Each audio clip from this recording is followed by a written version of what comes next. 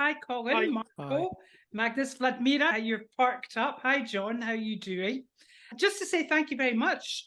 Today, just very quickly, anyone get anything they want to share before we start? Anything you've been using from some of these lunches, maybe?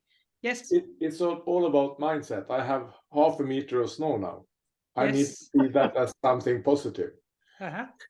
Yeah, half a meter of snow, fantastic. There's lots of light. Yeah, and you're right. It's all about reframing and changing ways of looking at some things.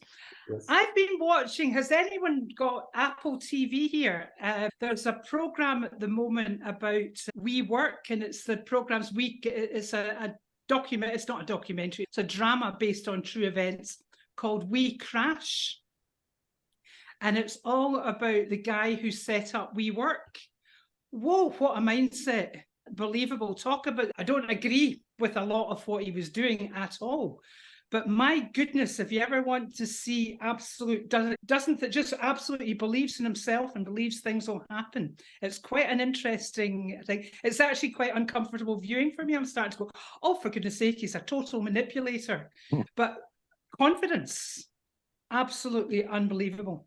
Hi, Miriam, how are you doing? Did you get my, I sent you an email this morning. I just want to, okay, that's fine. Okay, so anything, snow, we've got snow in, whereabouts are you in Sweden, Magnus? And anything else about any NLP and any things that you've noticed? Because most people that are here, you're regulars on this lunchtime. Anything that you've been using that you want to share? Nothing at all? Okay, that's cool. We can get started, and we get started with expectations. I want you to think of what you expect from today. What do you expect from this 45 minutes today? Let's go around really quickly. Magnus, what do you expect? Energy. Energy. Okay, let's keep it short answers. Arif, what do you expect? Yeah, I would say energy and direction. Direction. Okay, Colin, what would you expect? Interaction. Interaction. Marco, what would you expect? Plan and exchange. Okay, plan and exchange. John, what do you expect? Revisiting previous knowledge. Revisiting previous knowledge. Yeah, Miriam? Interaction and learning. Okay, and I think Vladimira's probably driving now that she's come off camera. Okay, so what we're working with today is expectations. Hello, Nadia. We've just started, and this is a very quick 45-minute session. And today we're working with setting expectations for achieving results. Your brain is compelled to respond to anything you ask it. Write that down. If you haven't got it, if you haven't got that already, I want you to write that down. Okay. Now, can you make sure you make yourself mute if you're not mute? I'm still on my temporary Zoom at the moment, so it's almost impossible. I can't actually make someone mute for some reason, but just if you can mute yourself. So write down, your brain is compelled to respond to anything you ask it. We now know that's an absolute fact from neuroscience. So if you're saying to yourself, I know it's going to be a rubbish day, you're right. Because what will happen is you'll be expecting it to be a rubbish day. And because you're expecting it to be a rubbish day, your brain will start seeing everything, will start filtering everything that will absolutely confirm it's a rubbish day. If you change what you're saying to yourself and say, I know good things will happen today, guess what happens? Your brain will start to focus on the good things that are happening. And all behavior comes from a thought. All your actions are guided by your expected outcomes, whether we are conscious of them or not. So this is why it's interesting to really think about your self-talk. Think about the things you're saying to yourself, maybe not very consciously, but you've got to start becoming conscious of your self-talk, because if not, you could end up setting all these expectations for yourself, but you're not being conscious of it. So the more you can be conscious of your expectations, the easier it becomes. In this session, we're going to explore how expectations and beliefs are shaping your career, being life path in a very profound way, and how learning to reset our expectations can have a remarkable effect on your life. My presentation today will be awful. Performance and productivity, high expectations can improve performance and productivity. People who are telling themselves that my presentation today will be awful, guess what's going to happen? What's their expectation? What's the expectation? Excuse me, Nadia, I don't know if you can hear us. If you can put yourself on mute. Is that possible? We've got Nadia Marilia. That's lovely. If you can just put yourself on, that's perfect. Fantastic. No, sorry, we don't have you on mute yet. So if you're telling yourself your presentation will be awful, you'll be setting off a whole range of things in your brain that will take you into a state that there's a good chance your presentation is going to be awful. The pictures you're starting to see will be awful. The thoughts that you're having will start to be awful. There's just your self-talk, all these different things that will happen. If you change that to, I'm well prepared for my presentation, there's a good chance you're going to do a much better presentation. So helping people just to change their self-talk regarding their expectations is huge. When you expect to achieve excellent results, you're more likely to put in the necessary effort and concentration to excel in your tasks and responsibilities. It's well known for people to turn around and say, I'll never be able to do that. That's it. They just give up. They don't do, because you cannot just think good things happening. You've got to do the actions. So you've got to think of what's motivating you to keep going, even when you don't feel it going. So one of the things that we look at is, we know that when people really expect to do well or are expected to do well. So if you're being brought in by a company to do some training for an organization, or if you're doing a presentation within your company and you're expected to do well, the people that are expected to do well and expect themselves to do well, they'll do the work to make sure that happens. So it's not magic. It's just a whole series of things all going together. Interactions and relationships. Expectations also influence the way how we interact with each other. If you have positive expectations about your colleagues and teamwork, you're more likely to engage in more productive collaborative relationships, which will enhance overall workplace success. Who knows about the halo effect and the horn effect? You heard about the halo effect? No? Okay. This is something that's really interesting for you to know. The halo effect is when we like someone, we see the best in them. Now, remember, you are being bombarded every day with every moment with over 11 million bits of information, and the brain is only capable of picking at any particular second or millisecond 134 bits of information. So what we're doing is we're filtering out all this information we've got. So if you like someone, you will see all the good things in that person. If you don't like someone, you'll keep seeing everything that's wrong with them. And you'll see that's what they do. We're all doing behavior that's good, and we're all doing behavior that's not so good. But if someone likes you, they don't see that behavior. They won't see your not resourceful behavior. But if someone doesn't like you, they won't see your good behavior. It's just the way that naturally as human beings we're filtering. They know that I won't be able to do this. This is the Golem effect, is the psychological phenomenon whereby lower expectations of someone can lead to them performing worse. If someone really thinks there's no chance of you doing it, and doesn't believe in you, there's a good chance that will become a self-fulfilling prophecy for yourself. Okay? But the wonderful thing is, especially those of you who are coaches, we have got the opposite. They know I won't be able to do this. So that when people are telling themselves, now, I know that can motivate a lot of people, say, they don't think I can do this, but I'll show them. That takes a lot of strength to be able to do that. The majority of people are collapsed when someone doesn't believe in them, doesn't think they can do it. The opposite effect of that is the Pygmalion effect. I will do the best I can because my boss believes in me.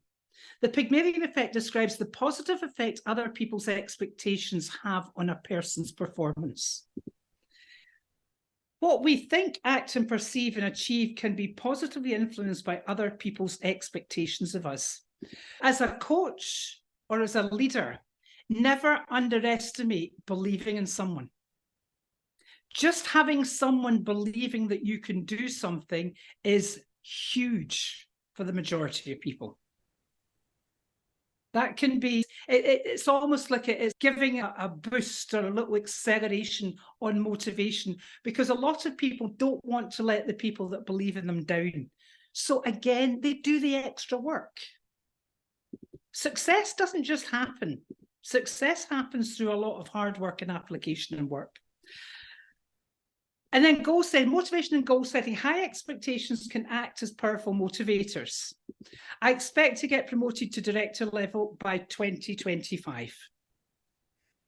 If someone's setting a high expectation for that, and it's a realistic, it's got to be possible. Okay, between now and 2025, what needs to happen? What has to happen? What skills do you need to improve? What networking do you need to do? What things do you have to have accomplished to get you that position of director? So that expectation, and remember, into expectations, we can add the visual, auditory, and kinesthetic aspect as well from NLP. So making a picture, imagining yourself actually doing it, seeing how it looks, seeing how it feels, hearing how it sounds as you have achieved that, or when you have achieved that, is so powerful, because the brain doesn't know the difference between reality and imagination. So if you really have in your head, I am a director, and maybe you're a junior manager, how are you dressing?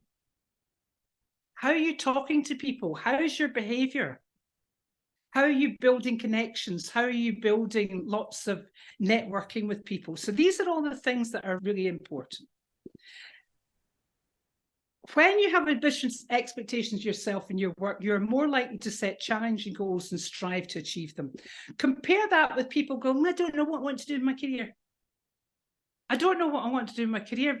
You're just going to stay where you are. And people will muddle along. They'll almost go with the tide. They'll go wherever people put them.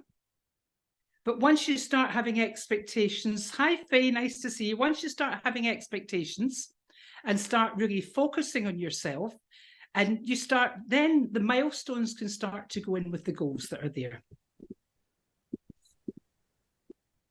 And then I know that I'm destined to run my own business. Self-fulfilling prophecies. It's a psychological phenomenon when believing something will happen makes it more likely to occur. Think of the people that say, I just know I'm going to run my own business. I'm working with a 16-year-old at the moment that's going to run his own law firm. He's already talking about it and he's building his portfolio. Some of the stuff that this young man's doing is phenomenal. So having this self-fulfilling prophecy, now remember, this can work in the right way or the wrong way. I know I'm going to get sacked. I know I'm going to get made redundant. Can be a self-fulfilling prophecy.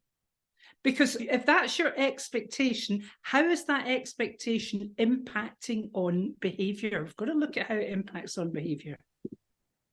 If you have a positive expectation about your abilities and potential to work, you may act in ways that reinforce those beliefs, leading to improved performance. I think it was Amy Cuddy did a lot of studies about there's Amy Cuddy and Brené Brown. They've both done incredible amounts of research about the brain, but it's known that if you believe that you're good enough to get something, and you act that way. Now, I'm not talking about being arrogant. I'm not talking about the big egos, and I deserve this. No, I'm not talking about that at all. But if you really have that concept, I want to own my company. I want to have my own business. I want to do this. And you absolutely believe in it. That belief will give you the confidence to keep going and find out everything that has to happen to be able to build your own business. So this is all working around the power of expectation. I like to think of expectations almost like a sat-nav. Same with goal setting as well. It's like setting a sat-nav in your brain.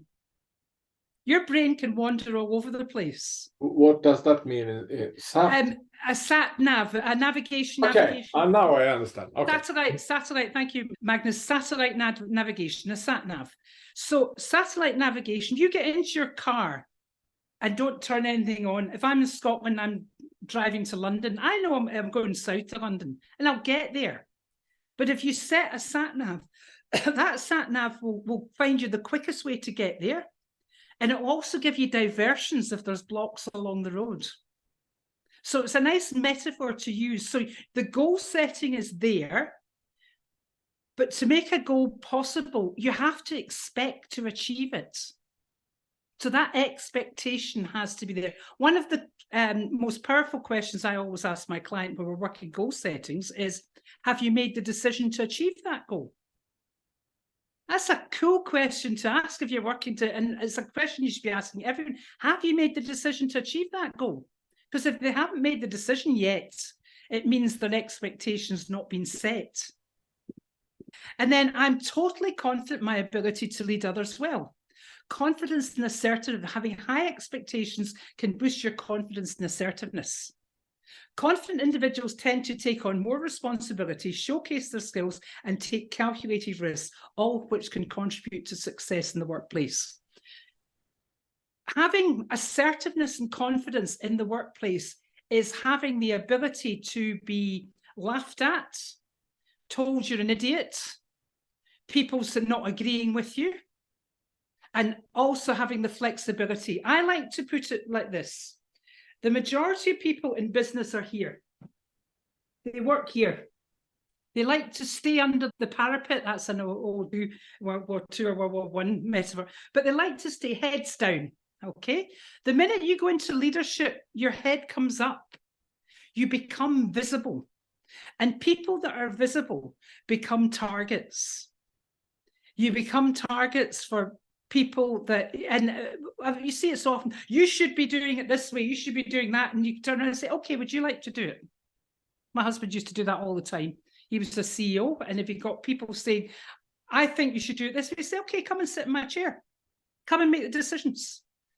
So it's understanding that people can have the expectation to maybe be a leader, but they've also got to expect pushback and expect all the things that come with visibility. And when you're coaching people and leading people, these are the type of things you want to bring up to your clients. Whatever happens, I know that I'll be able to deal with it. That's a huge expectation. Resilience and perseverance.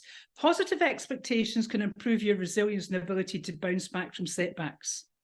When faced with challenges, individuals with high expectations are more likely to persevere and find solutions rather than give up. There's something really powerful about expecting that things will work out. No matter what's going on in your life at this point in time, things will work out. Because they do. Life has got a habit of doing this, and it's not if you get setbacks. We all get setbacks. That's what's called life. But it's your resilience and your perseverance and expecting setbacks, expecting that not everything's going to go well.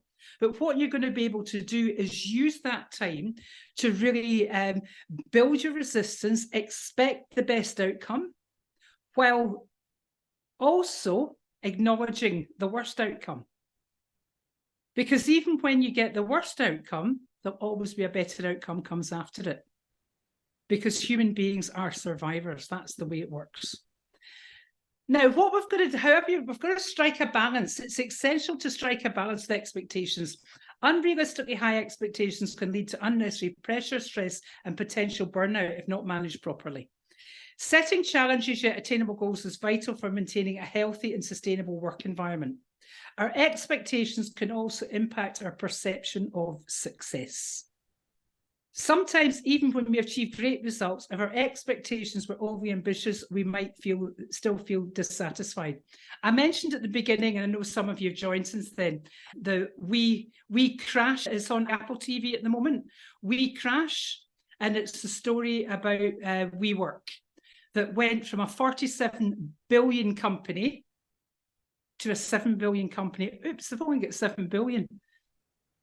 But that was built on absolutely unrealistic expectations. But the thing was, this is a true story. The guy that ran it, the guy that brought everyone in, all these investors in, he was weaving this magic that people were spending all this money. So what you've got to look at, yes, it's very good to have good expectations, it's very good to be ambitious, but at what point are you able to say, when have you achieved this? When will you know you're there?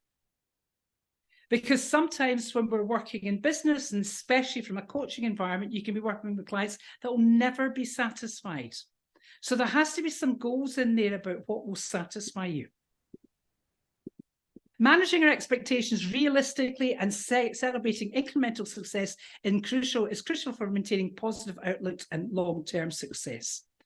Now, there's a really interesting case study here from Harvard University in 2007 found that a group of hotel cleaners were told the amount of energy they exerted over a week by vacuuming floors, changing beds, or moving furniture easily hit the target for physical exercise recommended for good health that people strive for in the gym. 1 month later, the researchers found the fitness level of the cleaners had noticeably improved with significant changes in weight and blood pressure. How cool is that? It didn't change anything. They only changed their expectation. The magic about this is that they changed their expectation and belief that brought about the measurable physiological change without any change in their lifestyle. If you want to take a photograph of that's the link, if you want to go and look that up. Or you can check it out when we put the recording on YouTube up for this. The book that I highly recommend you get if you're interested in expectations is The Expectation Effect by David Robson. And what's wonderful about his book is he's got so much research in there that shows what's happening with just the way the brain works with expectations. If you want to take a wee photograph of that, I'm going to put you into the breakout rooms just for 7 minutes. And just have a chat that you can ask each other these sort of questions. What are your expectations around your career and success? What are others' expectations of you? Explore whose expectations you're living by. And when did you create that expectation? So you can take a wee photograph of that. These are just some of the questions you can ask around about expectations. Okay, so I'm going to put you into breakout rooms. Let me see. Yeah, let's go in for 8 minutes today. 1, 2, 3. Let's do 4 rooms. I'm just going to Vladimira, Faye, I'm going to put you into room 4, and Vladimira, she'll go into room 2. Okay, there's just 3 rooms. And then just spend, let me see, what's the time? 5 past. Look up 10. I tell you what, 10 minutes today. Come back at 5 past. We'll close the rooms at 5 past. But just have a little chat with each other. Use this time to network with each other. And then just see how you go on with the expectations. And I'll just pause the recording. Recording's on again. So how was that? What are some of the things you got from that? What were some of the things that you discussed about? Who wants to go first? Arif? We all do lots of different things anyway. I felt the lady in our group, she was moving from one job to another job. And I don't know why, we were just asking the questions, when are you going to do it? When are you going to do it? It was almost set her own expectations. Yeah. Okay. So again, the expectations we have, whose expectations are they? Are they your expectations or are they someone else's expectations? Sometimes we have family expectations. We have expectations of other people, partners' expectations of what we want to achieve. I remember, children's expectations. When I worked with Yellow Pages, they kept pushing me. Their expectation was for me to go back into management. I didn't want management that time. I'd already been there and done it. Okay. What else did you get? What were some of it? So let's see. Get someone from one of the other rooms. Nobody's talking today, and you all wanted interaction. Okay. Yeah. Okay, a very interesting thing is a clear vision was stated, but then the opening word was, it might sound superficial, which almost goes to the undermining it a little bit, because the vision sounded great and the passion was there, but that one word just needed to be, for me, got rid of. Yeah. And again, some people will start something by saying, this might sound silly, or this might sound ridiculous, but they'll be talking about what they expect to achieve. Because for some people, it might seem a really big shift to make, going from one thing to the other thing. Yeah. Okay. Anything else? Yes, Miriam. I realized that every relationship that I have or every work that I start, I set them as my expectation. here I am, here I want, and I ask, what do you want? What do you expect? That is funny. I realize that I always do for when I start something new. Okay, so you've just become conscious of that you're already, yeah. And remember, when we're working with NLP skills, it's becoming conscious of a lot of what you're doing unconsciously. Relationships. What are the expectations within a relationship? What are the expectations within a marriage? Expectations change. Have you discussed when expectations change? It's always looking, expectations can change depending on what life's throwing at us. Yeah. Okie dokie, brilliant. So just let me share with you, we've got the advanced NLP Advanced Communication Skills. Now that offer closes on the 30th of December. That's happening it's Thursday, the 8th, 9th and 16th of February. I'm running that twice. So we're doing 9 o'clock till 12 o'clock. I'm also doing, Dennis, you might be interested in the timing for this. I'm also doing this 1500 till 1800. So we'll be, if anyone's interested in some times more suitable for the USA, we'll let you know about that. Also, I'm closing this offer. The NLP Business Circle offer is closing on the 31st of December. That will begin up to the full price of $90 a month. So if anyone's still thinking, I might just join that, please do. Remember, you got over 3 years of archives of all the masterclasses in there. About this particular network here, the networking lunch, next week we're talking about framing, the art of successful outcomes. So we're working on framing outcomes. For the new year, I'm moving it to an evening slot. I'm going to be moving it from 7 o'clock till 7:45 UK time. This has been working really well, and it's been brilliant that so many people come. There's still quite a few people outside their time zone. I know we've got Faye and we've got Jackie and Dennis have all come in very early times to be here. So we've got that change there. And we're really looking to build the NLP skills to get used more in business. So let's just go around really quickly. What have you taken away from today? So Jackie, what have you taken away from this today? Intention setting or expectations can really truly affect the outcome. And it's interesting because yesterday I set an intention, I went to work, and I set the intention that I was going to have an amazing day. And guess what happened? Yeah. And how often do we forget to say, I'm going to have a good day today? Yeah. I'm going to have an amazing day today. Yeah. Fabulous. Dennis? I really cued on the question, have you made the decision to achieve that goal? Yes. Really setting the frame for that for myself and my clients. Yeah, it's huge. Absolutely huge. And then the other one for me is when people are talking about their expectation, whose expectations are these? Are they your expectations or are they someone else's expectations? Look at the number of parents that have these expectations for their kids, and the kids are still trying to live in their 40s and 50s up to the parents' expectations that were set years ago that may not be appropriate anymore. Fantastic. Miriam? For me, it's the one that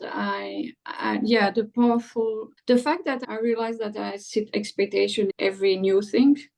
So you're already doing it, but maybe become it, but being more conscious of that, and sometimes write down your expectation. Sometimes just by writing it down. I write it, but I didn't know that I was doing this. I'm doing it, but we're not knowing that I was doing it. Okay. But I'm writing, and I ask the expectation of the other person in the same time to be aligned with the project or whatever we start. Yeah, I do it at every single training. I did it today, but I don't do it every single networking lunch. But every single training, I say, okay, what's your expectations? What are you expecting to take away at the end of this training?